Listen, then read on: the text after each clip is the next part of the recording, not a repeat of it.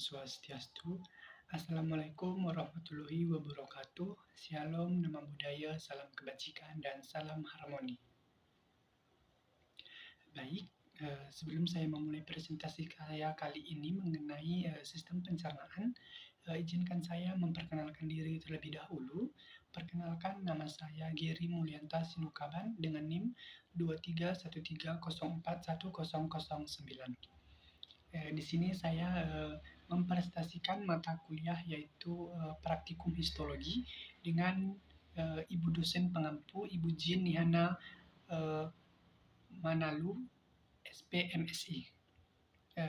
Adapun topik pembahasan saya kali ini yaitu yang pertama ada pengertian, yang kedua ada proses pencernaan, yang ketiga ada saluran cerna pada manusia, yang keempat ada organ pencernaan tambahan, yang kelima ada bagian rongga mulut, dan yang keenam ada pencernaan dalam rongga mulut, dan yang ketujuh ada usus halus, dan yang kedelapan lapisan usus halus dari dalam keluar, dan yang kesembilan ada duodenum, dan yang kesepuluh ada jejunum, yang ke-11 ada ileum, yang ke-12 ada usus besar, dan yang ke-13 ada usus halus.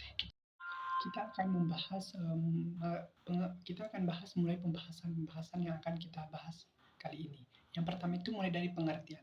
Sistem pencernaan atau sistem gastrointestinal adalah sistem organ dalam manusia yang berfungsi untuk yang pertama menerima makanan, yang kedua mencerna menjadi zat gizi dan energi, dan yang ketiga menyerap zat gizi ke dalam aliran darah serta membuang bagian makanan yang tidak dapat dicerna atau merupakan sisa proses tersebut dari tubuh. Berikut adalah gambar dari sistem pencernaan. Ada mulai dari mulut, kerongkongan, lambung, usus halus, usus besar, dan anus. Selanjutnya ada proses pencernaan. Yang pertama itu pencernaan fisik secara mekanis, merupakan proses perubahan molekul makanan yang besar menjadi kecil-kecil, misalnya penghancuran makanan dengan gigi atau dengan otot lambung.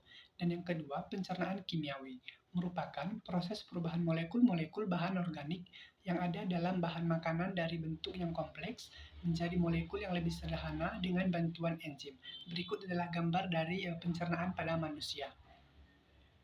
Selanjutnya ada saluran cerna pada manusia, yaitu ada mulut atau oris, yang kedua ada tenggorokan atau faring atau tekak, selanjutnya ada kerongkongan atau esofagus, yang keempat lambung atau ventriculus, yang kelima ada usus halus atau intestinum minor, yang ketujuh ada usus besar atau intestinum mayor, yang kedelapan ada rektum, dan yang kesembilan ada anus. Berikut adalah gambar saluran pencernaan pada manusia. Selanjutnya ada organ pencernaan tambahan, yaitu ada pertama ada gigi, yang kedua ada lidah, yang ketiga ada kelenjar ludah, dan yang keempat ada kantong empedu, yang kelima ada hati, dan yang keenam ada pankreas. Berikut adalah gambar dari pencernaan tambahan pada mulut. Selanjutnya ada bagian rongga mulut. Bagian luar yang sempit atau vestibula terdiri dari ruang antara gusi, gigi, bibir, dan pipi. Bagian dalam dilapisi oleh selaput lendir yang dibatasi oleh tulang maksilaris, palatum, dan mandibularis. Di sebelah belakang bersambung dengan faring. Berikut adalah gambar bagian rongga pada mulut. Selanjutnya ada pencernaan dalam rongga mulut. 1. Pencernaan mekanik. Pencernaan mekanik adalah penguyahan oleh gigi atau mencampur dengan makanan dengan air ludah sehingga terbentuk lobus. Yang kedua ada pencernaan kimiawi, yang dimana pemecahan zat apati atau amilum oleh pitialin amilase menjadi maltosa. Berikut gambar dari bagian rongga mulut. Selanjutnya ada gigi yang ketiga. Gigi sulung mulai tumbuh pada anak-anak umur 6-7 bulan. Gigi tetap, gigi permanen, tumbuh pada anak umur 6-18 tahun. Adapun fungsi gigi yaitu gigi seri, fungsinya memotong dan menggigit makanan. Gigi taring fungsinya memutuskan atau merobek makanan yang keras. Yang ketiga itu gigi geraham yang fungsinya menguyah atau menggiling makanan yang sudah dipotong-potong. Berikut adalah gambar dari pencernaan dalam rongga mulut. Selanjutnya itu yang keempat ada lidah. Lidah terdiri dari otot serat lintang atau lurik atau otot sadar, dapat digerakkan ke seluruh arah dan dilapisi selaput lendir. Yang kedua, lidah terbagi menjadi 3 bagian. Yang ketiga, radix lingua atau pangkal lidah yang terdapat epiglotis yang berfungsi menutup jalan nafas saat menelan. Selanjutnya itu ada dorsum lingua, punggung lidah yang terdapat di ujung saraf pengecap. Selanjutnya itu ada apex lingua atau ujung lidah. Dungsi lidah adalah mengaduk makanan, membentuk suara sebagai alat pengecap dan menelan serta merasakan makanan. Selanjutnya itu ada yang kelima, ada faring. Faring merupakan organ yang menghubungkan rongga mulut dengan kerongkongan atau esofagus yang panjangnya kurang lebih 7 cm.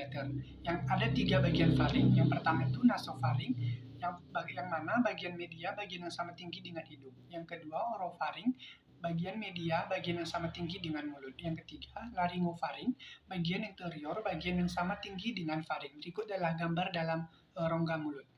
Selanjutnya ada usus halus. Usus halus atau intestinum minor merupakan bagian yang berpangkal pada pylorus yang panjangnya kurang lebih 6 meter yang merupakan saluran paling panjang. Fungsi usus halus adalah menerima zat-zat makanan yang sudah dicerna untuk diserap melalui kapiler darah dan saluran limfe. Menyerap protein dalam bentuk asam amino, karbohidrat, diserap dalam bentuk monosakarida. Berikut adalah gambar dari usus halus tersebut. Selanjutnya ada lapisan usus halus dari dalam keluar. Yang pertama itu lapisan mukosa, dan yang kedua lapisan otot sirkuler, yang ketiga lapisan otot memanjang, yang keempat ada lapisan serosa. Selanjutnya ada duodenum.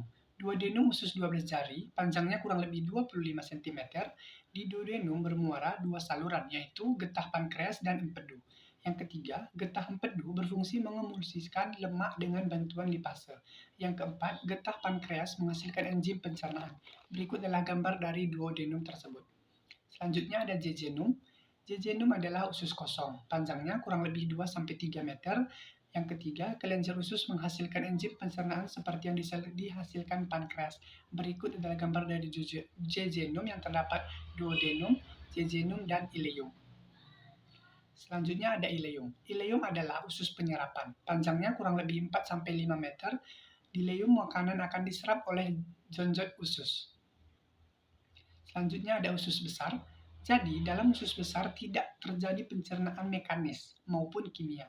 Yang terjadi adalah penyerapan air dan pembentukan feses yang tersimpan selama 24 jam. Berikut adalah gambar dari usus halus tersebut.